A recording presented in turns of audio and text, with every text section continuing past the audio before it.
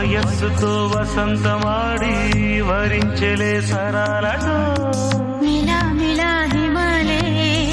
జల జల ముత్యాలుగా తడ తడ గళన తటిల్లత హారాలుగా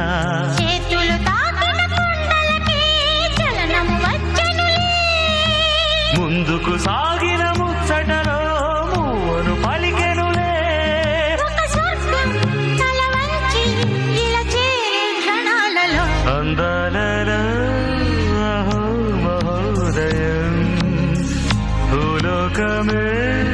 నవ